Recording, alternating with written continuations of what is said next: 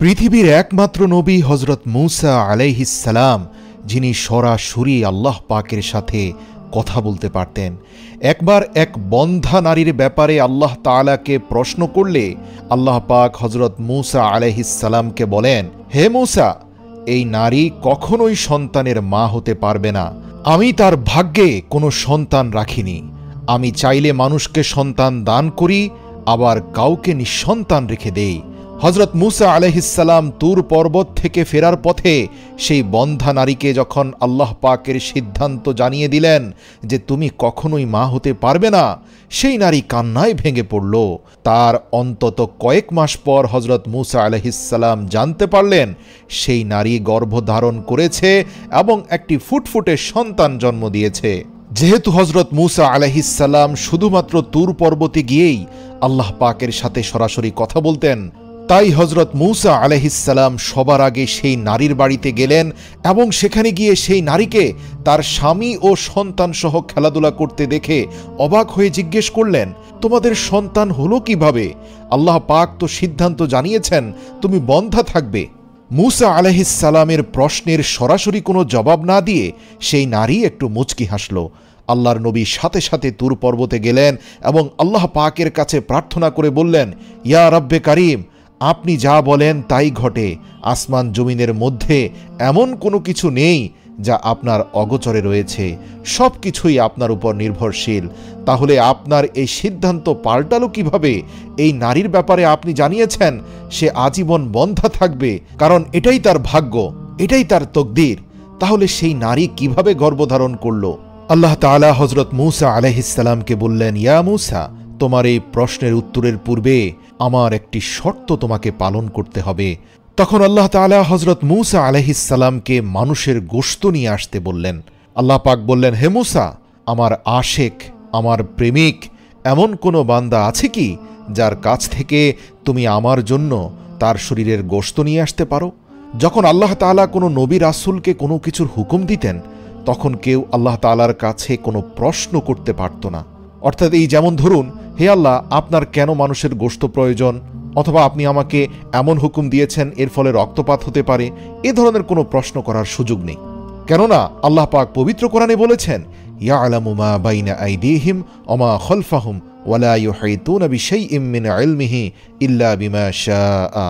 নিঃসন্দেহে আমি তোমাদের সামনে এবং পিছনের সকল কিছু জানি, এছাড়া তোমরা আমার জ্ঞান ভাণ্ডার থেকে ততটুকুই বুঝতে পারবে, ততটুকুই জানতে পারবে যতটুকু আমি চাই।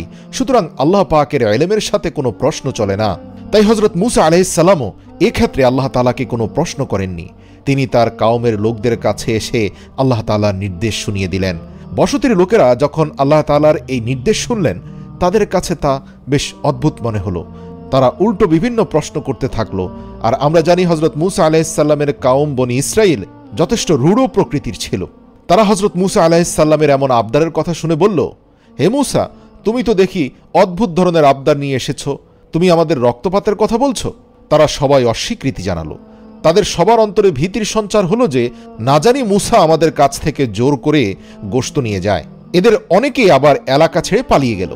যখন মূসা আলাইহিস সালামের কাউমের কেউ তাদের শরীরের গোশত দিতে রাজি হচ্ছিল না, তখন হজরত মূসা আলাইহিস সালাম মনক্ষুণ্ণ হয়ে খালি প্লেট হাতে নিয়ে তুর পাহাড়ের দিকে রওনা দিচ্ছিলেন। হজরত মূসা আলাইহিস সালাম তুর পাহাড়ের কাছাকাছি যাওয়ার পথে তিনি এক আল্লাহ পাকের অলিকে দেখতে পেলেন। তিনি রাস্তার পাশে প্রখর রৌদ্রের নিচে চুপচাপ বসেছিলেন। তার চোখ বন্ধ ছিল, তার মুখমণ্ডল এবং দুই হাত আকাশের দিকে উঁচু করা ছিল, আর জবানে আল্লাহ পাকের অনবরত জিকির জপে যাচ্ছিলেন। হজরত মূসা আলাইহিস সালাম সেই দরবেশের নিকটে গেলেন এবং তাকে আল্লাহ তাআলার নির্দেশ শোনালেন। সেই দরবেশ তখন চোখ মেলে মূসা আলাইহিস সালামের দিকে তাকালো এবং নিজের হাত হজরত মূসা আলাইহিস সালামের দিকে বাড়িয়ে দিল আর বলল, এই নাও, আমি রাজি আছি, এ তো আমার সৌভাগ্য। সেই দরবেশ হজরত মূসা আলাইহিস সালামের হাত থেকে চাকু নিলেন এবং নিজের হাত থেকে পরিমাণ মতো গোশত কেটে হজরত মূসা আলাইহিস সালামের প্লেটের উপর রাখলেন। এরপর হজরত মূসা আলাইহিস সালাম তুর পাহাড়ের দিকে রওনা দিলেন। হজরত মূসা আলাইহিস সালাম কিছু দূর যাওয়ার পর সেই দরবেশ তাকে পেছন থেকে ডাক দিলেন আর বললেন, হে মূসা, হয়তো আল্লাহ তাআলা ঘাড়ের গোশত চেয়েছেন, এই কথা বলে দরবেশ নিজের ঘাট থেকে গোশত কেটে হজরত মূসা আলাইহিসসালামের প্লেটের উপর রাখলেন। হজরত মূসা আলাইহিসসালাম পুনরায় তুর পাহাড়ের দিকে রওনা দিলেন। কিছু দূর যাওয়ার পর সেই দরবেশ তাকে পুনরায় আবার ডাক দিলেন, আর এবার বললেন, হে মূসা, আমি কি করে নিশ্চিত হতে পারি যে আল্লাহ পাক ঠিক কোন অঙ্গের গোশত চেয়েছেন? হতেও তো পারে আল্লাহ তাআলা সিনার গোশত তথা আমার বুকের গোশত চেয়েছেন, যার নিচে কলব রয়েছে, যে কলব প্রতিনিয়ত তার স্মরণ ছাড়া অন্য কিছু ভাবে না। এই বলে দরবেশ নিজের বুক থেকেও কিছু গোশত কেটে হজরত মূসা আলাইহিসসালামের প্লেটের উপর রেখে দিলেন। হজরত মূসা আলাইহিসসালাম এই আল্লাহ পাকের আশেকের ইশক দেখে একেবারে অবাক হয়ে গেলেন। গোশত ভরা প্লেট নিয়ে তুর পাহাড়ে গেলেন এবং আল্লাহ তাআলার উদ্দেশ্যে সেই গোশত ভরা প্লেটখানা পেশ করলেন। আল্লাহ তাআলা হজরত মূসা আলাইহিসসালামকে জিজ্ঞেস করলেন, এই গোশত কার কাছ থেকে এনেছ? তখন হজরত মূসা আলাইহিসসালাম সমস্ত ঘটনা খুলে বললেন। উল্লেখ্য, আল্লাহ পাক সবই জানেন, তার অগোচরে কোনো কিছুই ঘটে না।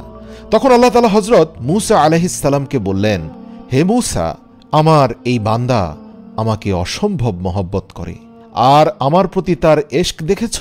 সে তার নিজের কষ্টের কথা ভাবেনি। আমার এমন কিছু আশেক এই পৃথিবীর বুকে রয়েছে যারা একটি সেকেন্ডও ভাববে না আমার জন্য তারা জীবন দিয়ে দিবে। আমার হুকুম তামিল করার জন্য তারা যে কোনো কিছু করতে প্রস্তুত। এদের হৃদয় ইব্রাহিমের মতো ঈমান দ্বারা পরিপূর্ণ, যে আল্লাহর সন্তুষ্টির জন্য নিজের ছেলেকেও কোরবান করতে প্রস্তুত ছিল। এবার আল্লাহ পাক মূসা আলাইহিসসালামকে বললেন, হে মূসা, এবার তুমি আমাকে বলো, আমার যে বান্দা আমার ভালোবাসায় নিজের জানের এক বিন্দু পরোয়া করে না, আমার সেই বান্দা যদি কিছু চায়, আমি কি তাকে ফিরিয়ে দিতে পারি? জবাবে হজরত মূসা আলাইহিসসালাম বললেন, ইয়া আল্লাহ, নিঃসন্দেহে আপনি আপনার এই সকল আশেক বান্দার দোয়া কবুল করে থাকেন। এরপর হজরত মূসা আলাইহিসসালাম পুনরায় আল্লাহকে প্রশ্ন করলেন, ইয়া আল্লাহ, কিন্তু সেই নারীর সন্তান গর্ভধারণ করার বিষয়টা এখনও আমার জেহানে পরিষ্কার হয়নি। আপনার এই আশেক দরবেশের সাথে সেই নারীর দোয়া কবুল হওয়ার ঘটনাটি কি কোনোভাবে সম্পৃক্ত রয়েছে? তখন আল্লাহ রাব্বুল আলামিন বললেন, ইয়া মূসা, তুমি যখন তুর পর্বত থেকে ফেরার পথে সেই নারীকে তার বন্দা হওয়ার চূড়ান্ত সিদ্ধান্ত জানিয়ে দিলে, তার তকদিরের ফয়সালা জানিয়ে দিলে, তখন সে নারী কান্নায় ভেঙে পড়ল এবং মনে মনে বলতে থাকল, হে আল্লাহ, আমার এমন কি অপরাধ যে আমাকে আজীবন বন্ধা কাটাতে হবে? আমি কখনোই সন্তানের মুখ দেখতে পারবো না। অশ্রুসিক্ত নয়নে সেই মহিলা যখন শোক পালন করছিল, ঠিক এরই মধ্যে আমার এই আশেক সেই নারীর নিকট গেল এবং তার কাছে খাবার চাইল। আমার এই আশেক যখন তার কাছে বলল, হে মা জননী, আল্লাহর রাস্তায় আমাকে কিছু খাদ্য দিন, আমি অভুক্ত রয়েছি, আমি কয়েকদিন কিছু খাইনি। তাৎক্ষণিক সেই মহিলার অন্তরে শয়তান প্ররোচনা দিল, হে নারী, তুমি কেন আল্লাহর রাস্তায় এই দরবেশকে খাওয়াতে যাবে, যেই আল্লাহ তোমাকে আজীবনের জন্য বন্ধা ঘোষণা করেছেন?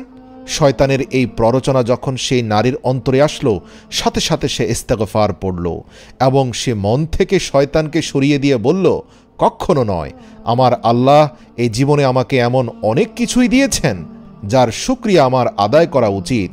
আমার আল্লাহ যদি আমার বন্ধা অবস্থায় খুশি থাকেন, তাহলে আমিও আল্লাহর উপর খুশি আছি, আর আল্লাহর কোনো বান্দাকে আমি অভুক্ত আমার ঘরের দুয়ার থেকে বিদায় দিতে পারি না। আমি সেই নারীর অন্তরের তাকওয়া এবং দৃঢ়তাকে ভালোবেসেছি এবং সাথে সাথে আমার এই আশেকের অন্তরে সেই নারীর প্রতি দয়া সৃষ্টি করেছি। আমার এই আশেক আমার কাছে হাত তুলে সেই নারীর সন্তানের জন্য দোয়া করল, আমি তার দোয়া ফিরিয়ে দিতে পারিনি, আর এ কারণে আমি সেই মহিলার তাকদীরকে পরিবর্তন করে দিয়েছি। আমার যে বান্দা আমার জন্য নিজেকে কোরবানি করার সিদ্ধান্ত নেয়, আমি কিভাবে তার দোয়া কবুল না করে থাকতে পারি? এই নারী এবং আমার এই আশেক, এরা উভয় ছিল আমার পরীক্ষায় উত্তীর্ণ দুজন বান্দা। এদের একজন শয়তানের প্ররোচনার বিরুদ্ধে পরীক্ষায় উত্তীর্ণ হয়েছে, আরেকজন আমার রাস্তায় জীবন দিতে প্রস্তুত রয়েছে। সুবহানাল্লাহ। হজরত মূসা আলাইহিসসালাম আল্লাহ তাআলার এই কথা শুনে খুবই খুশি হলেন। প্রিয় মুসলিম ভাই ও বোনেরা, এই ছোট্ট ঘটনা থেকে আমরা একটা শিক্ষাই লাভ করতে পারি যে আল্লাহ তাআলা আমাদেরকে যা কিছু নিয়ামত দান করেছেন তার উপর শুকরিয়া আদায় করা উচিত এবং সব সময় অন্যের সাহায্য করা উচিত। মনে রাখবেন, অন্তরে শয়তান প্ররোচনা দিবেই। অন্তর এমন এক বিরান ভূমি যেখানে শয়তানের আসা যাওয়ার অনুমতি রয়েছে। তাই আপনার বিবেককে প্রশ্ন করতে হবে, আপনি শয়তানের প্ররোচনা গ্রহণ করবেন কি করবেন না। ইয়া আল্লাহ, আপনি আমাদেরকে বিতাড়িত শয়তানের হাত থেকে রক্ষা করুন। আমিন।